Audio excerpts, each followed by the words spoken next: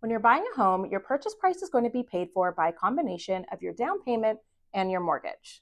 And your down payment is the money that you have available to put towards the home. So let's break down the minimum amount that you will need to have for a down payment depending on what your purchase price is. The general rules are as follows. For a purchase price up to $500,000, you can put down a minimum of 5%.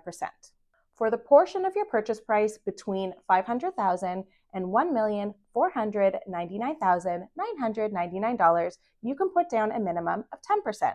And for properties that are $1.5 million or above, you are required to put down a minimum of 20% on the entire amount. So at this price point, you no longer have access to the tiered minimum down payments. So to make this even more clear, let's look at some examples of purchase prices and their corresponding minimum down payments. For a purchase price of $500,000, your minimum down payment is $25,000. For a purchase price of $750,000, your minimum down payment is $50,000. For a purchase price of $1 million, your minimum down payment is $75,000. For a purchase price of $1,250,000, your minimum down payment is $100,000. For a purchase price of $1,499,999, your minimum down payment is $125,000. And finally, for a purchase price of $1,500,000, your minimum down payment is $300,000.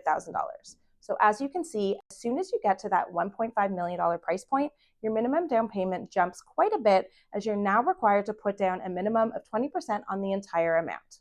Now, a common misconception is that the ability to put down less than 20% is only for first-time homebuyers, and this is not the case.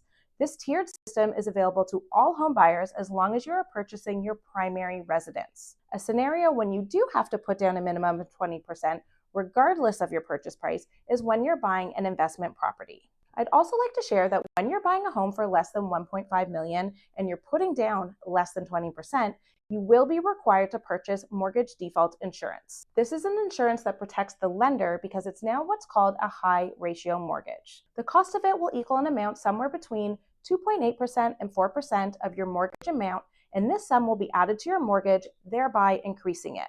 So now that you know more about the amount of money you will need to put down on the purchase of a property, I wish you the best of luck when saving for your new home.